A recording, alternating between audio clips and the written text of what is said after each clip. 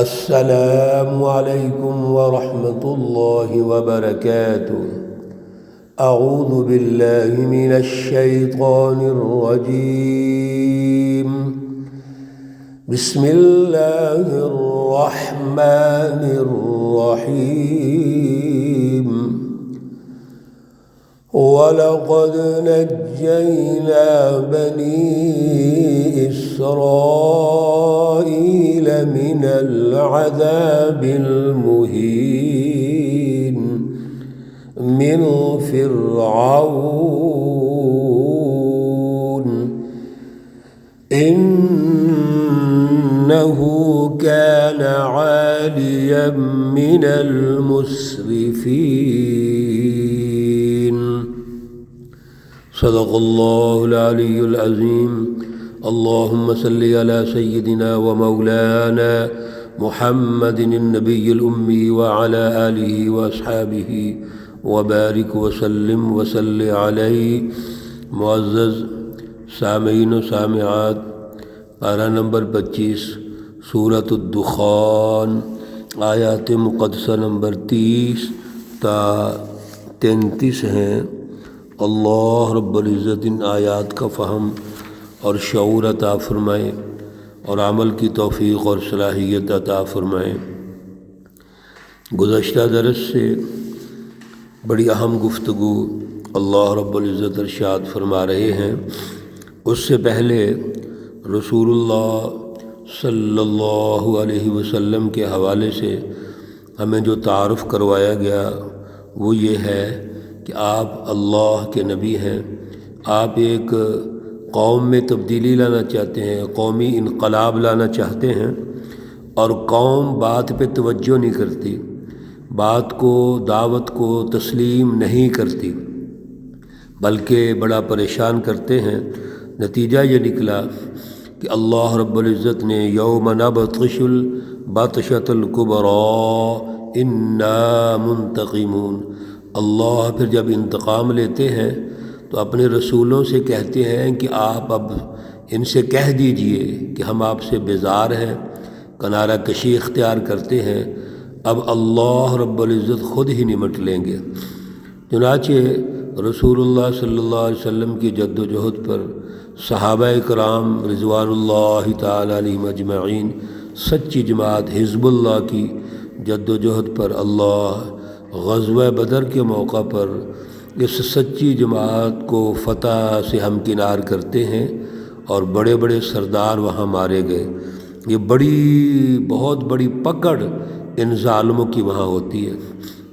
اس کے بعد اللہ رب العزت تاریخی طور پر حضرت موسیٰ علیہ السلام اور ظالم فرعون کے واقعہ کو ارشاد فرماتے ہیں جو ابھی جاری ہے۔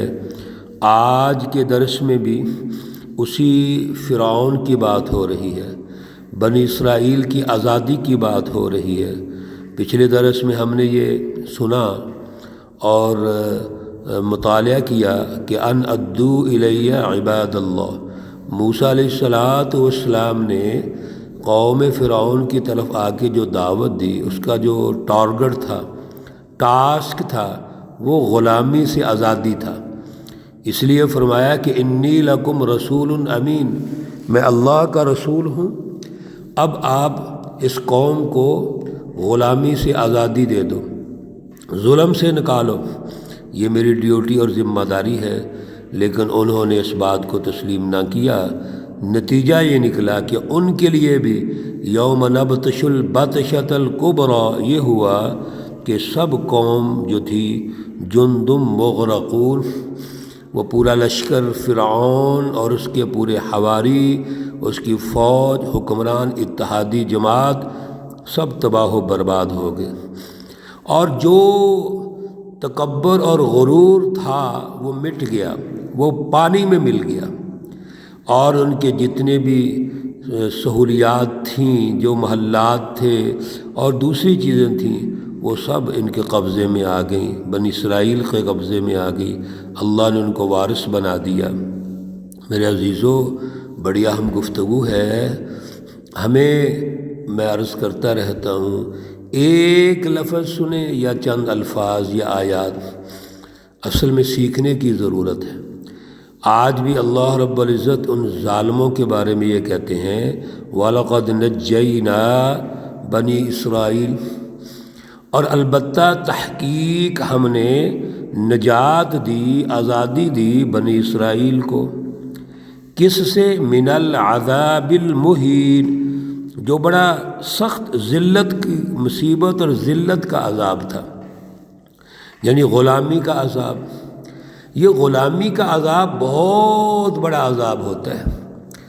ہم تو حیران ہوتے ہیں آج کے دور میں جب بڑے بڑے اسکالر سے بات چیت ہوتی ہے تو وہ آج کا جو غلامی کا عذاب ہے اس کو عذاب سمجھتے نہیں، کمپرومائز کر جاتے ہیں یہ، اور جس کو سمجھ نہ آئے وہ اللہ پہ ڈال دیتے ہیں، یہ اللہ کی مرضی ہے۔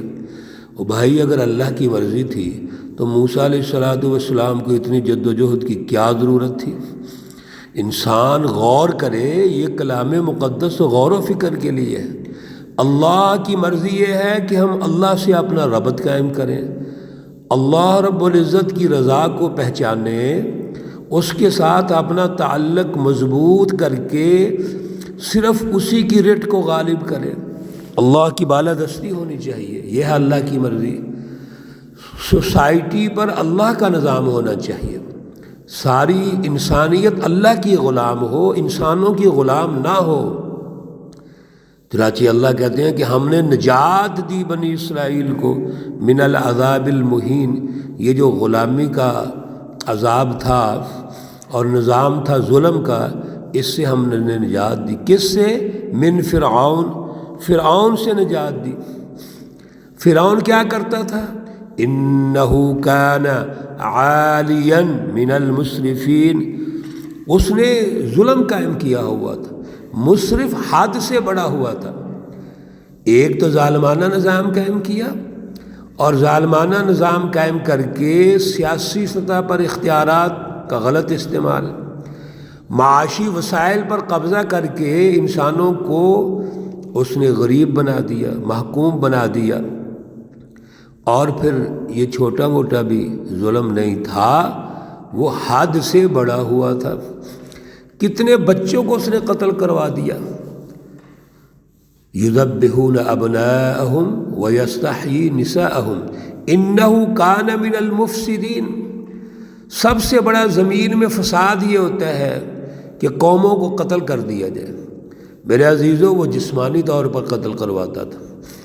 آج کا جو سامراج ہے، ظالم طبقہ ہے بین الاقوامی ورلڈ لیول کا، اس نے آج میڈیا آزاد ہے، اور میڈیا کی ترقی ہو گئی ہے، الیکٹرانک میڈیا، پرنٹ میڈیا، اسی طرح سوشل میڈیا، اس کے ذریعے سے پراپیگنڈا کرتا ہے۔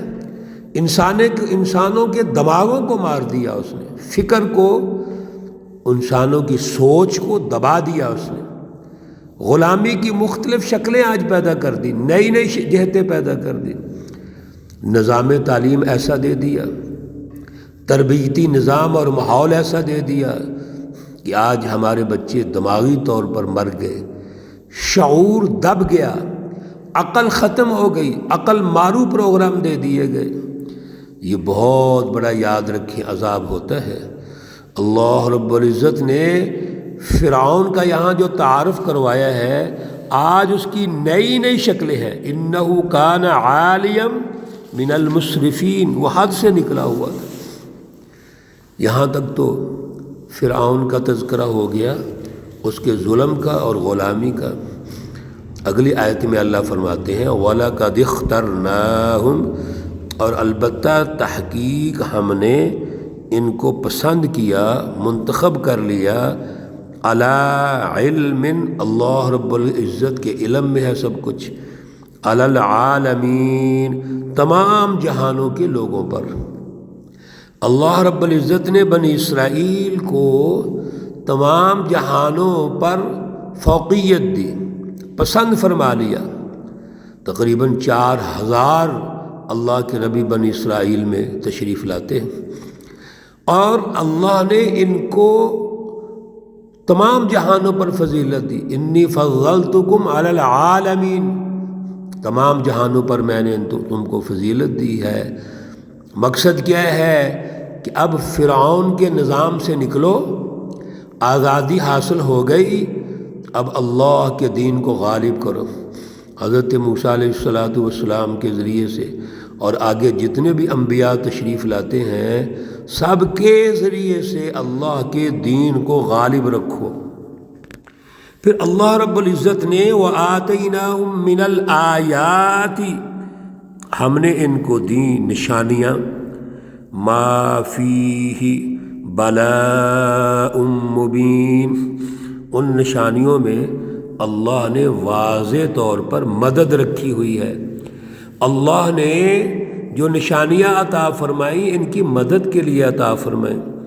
کتنی کتنی نشانیاں موسیٰ علیہ السلام کو دیں، من و سلوہ اتار دیا، بادلوں کا سایہ فرما دیا۔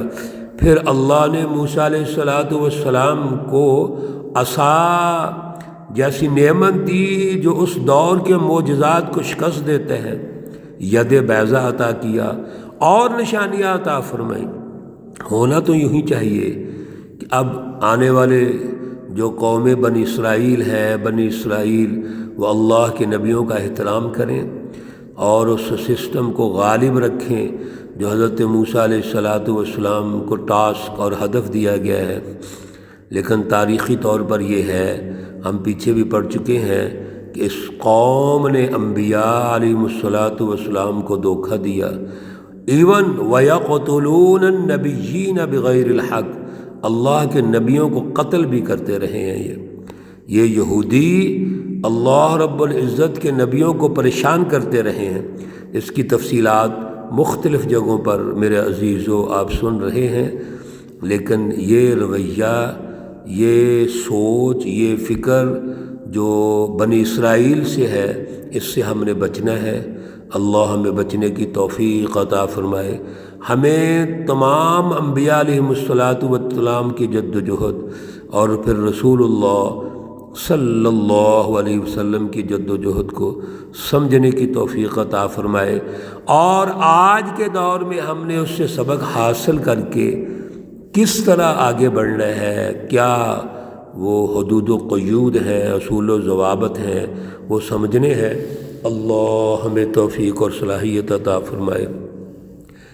اللہ رب العزت تمام بیماروں کو شفائے کاملہ عاجلہ مستمرہ عطا فرمائے۔ اللہ رب العزت تمام مرحومین و مرحومات کو جنت الفردوس میں اعلیٰ مقام عطا فرمائے۔ تمام ہمارے بھائی بہن عزیز و اقارب دوست ساتھی جہاں جہاں موجود ہیں، جو جو پریشانیاں ہیں، اللہ سب کی پریشانیاں دور فرمائے۔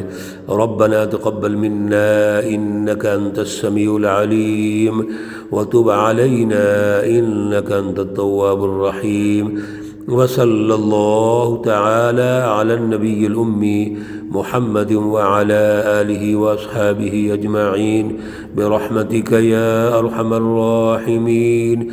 السلام علیکم ورحمۃ اللہ وبرکاتہ۔